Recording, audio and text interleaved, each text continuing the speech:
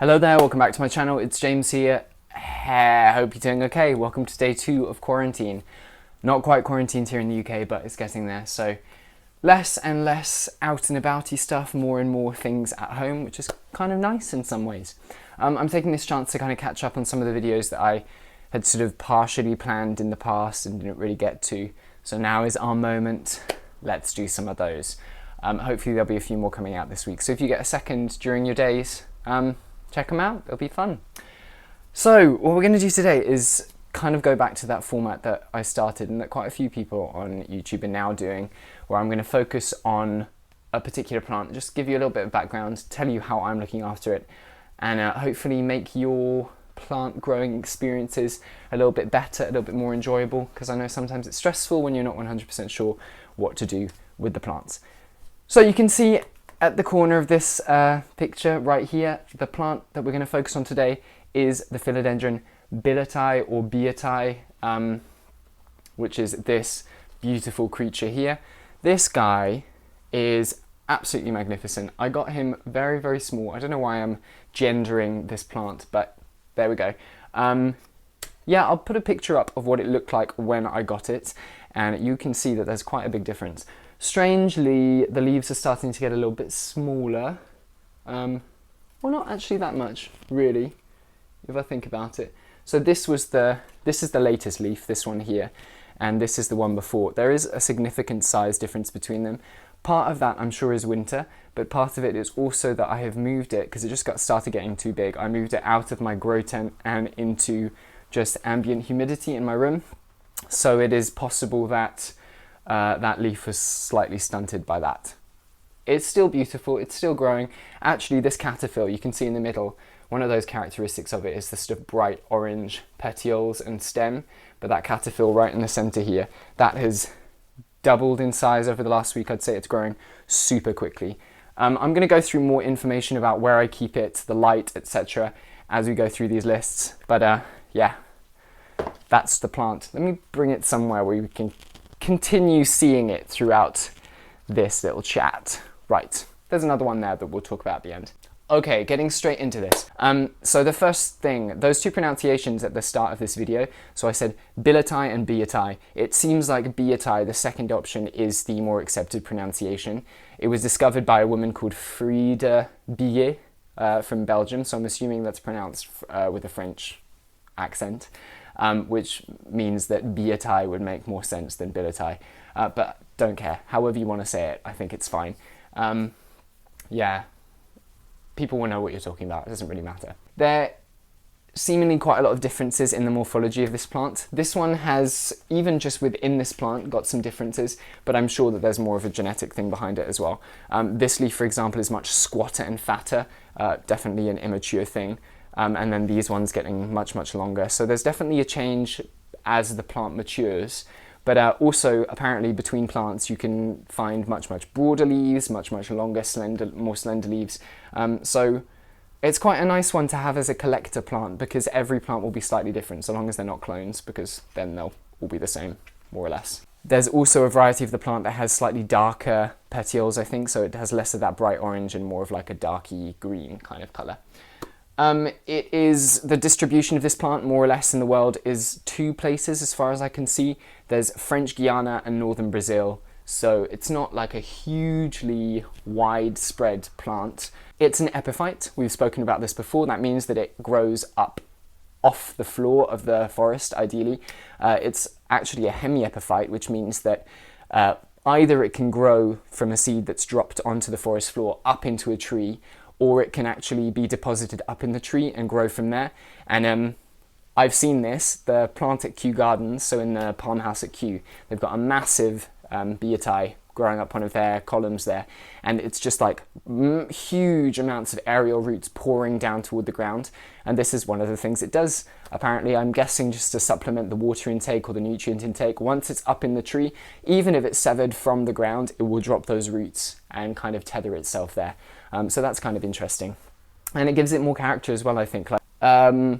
Yeah, growing conditions. Supposedly, according to what I was reading about it, it kind of enjoys not too filtered light, so quite bright, and I've definitely experienced that as well. This one when I had it a little bit further back from my window, the growth slowed right down, and that was before winter even hit. So at the end of summer last year, I had it set back a little bit from my south-facing window just to make space for some other plants, and its growth kind of suffered for that. Right now, although it's out of my grow tent, I still have it directly next to my south-facing window, so it gets a lot of direct light at the moment. I'm sure as we move into summer, I will change that. I might have to pull it back a little bit just to avoid burning, but for now it is loving it, and like I said, it's growing super, super fast, so that is exciting. Yeah, it will definitely thrive in high humidity, but if you can give it this one, honestly, it's probably about 20-30% at the moment, and it's doing just fine. I've given my little variegated baby a little bit more because, yeah, it needs it, the poor little thing. Re-inflorescence. I couldn't actually find any pictures of the inflorescence that I was confident was Beatai outside of herbarium specimen, and I think that's a little bit, it's not as exciting to see if you don't know what you're looking for, the herbarium slides, so I decided just not to put a picture in here. But it's kind of, from what I could see and from the descriptions that I read, it's sort of got a purplish inside. Spathe, that little sheath that's surrounding the spadix, I hope I'm getting this right, the inside of that is slightly sort of lilac-y in colour. So I saw some pictures, that could have been it, they looked pretty, but I don't know if it is, I'm not sure enough to post it here, I don't want to give you incorrect information. But yeah, let's go on, let's finish with propagation here. So obviously this is a popular plant. It's actually not selling for too much compared to some of the arrowwoods at the moment. I've seen like a green Beatai like this, probably it sort of averages between 40 and 70 pounds, I'd say, on most websites. I haven't seen them anywhere in person, I've only seen them online. But that is not too bad a price. I got this one I think for 65, and it was, when I got it, it was way smaller than this. Like, it was much, much smaller. The maximum length of the leaf was probably like this size, and it's done a huge amount of growing. So go for a small plant. It's nice to watch them grow. They're quite fast. This is less than a year's growth here, and it hasn't been in optimal conditions all the way through. So I'm sure that if you gave your plant the best conditions possible, within a year, you'd have something quite imposing. So that's nice. Yeah, propagation. I can imagine it being a little bit difficult to propagate, only because, and let's see if we can bring it close enough for you to see, the internodes here, so that means the space between each of the nodes, is very, very compact, and that's probably just because it hasn't started climbing yet. But in this plant, they're very, very close together. So I think until it gets a little bit bigger, I would say it's probably not the easiest plant to propagate, just because the shorter the internode, the more chance of that rot at either end of the stem, the more chance of that rot reaching the node and killing it. That said, like I said, when I had it in high humidity, the aerial roots really did a lot of wonderful things. So I'm sure that if you had some substantial aerial roots, even with shorter internodes, it would be fine to propagate. And I've seen plants like that one at Kew, once they get bigger, the internodes really spread out. So at that point, it would be fine. Yeah, let's just finish off talking about my little baby. This is my variegated Beatai. I've shown you in a few videos already. It is just something else. This part was a little bit of browning leaf that I cut off, but yeah, it's so exciting. Like, I don't know what it is about the variegation. It's bizarre. Like, it's essentially the same plant, but it just has something a little bit magical about it, and I really, really appreciate it. And I repotted it, so it came in a very, very chunky medium. It was a little bit too chunky, I think. So I added a little bit of slightly finer substrate to kind of fill in those gaps a little bit. And since doing then, I've been a bit naughty with it. I've kind of taken it out a few times to check the roots. And they're doing quite well. There's a lot of fluffy growth, because they weren't fabulous root-wise. They were enough, but they definitely needed a little bit of recovery. And since then, that little cataphyll, so the tiny new leaf there, that has started to grow. So it is still small, but it's substantially bigger than it was. I'm excited to see what it does in the next couple of weeks. Yeah, so there's my little video about Beatai. Let's try and keep, every time I say it, I have to remind myself, French, French, French. I hope you enjoyed that. I hope it was helpful. I know this is a plant that a lot of people like. I would 100% recommend it. It is definitely one of my favorites.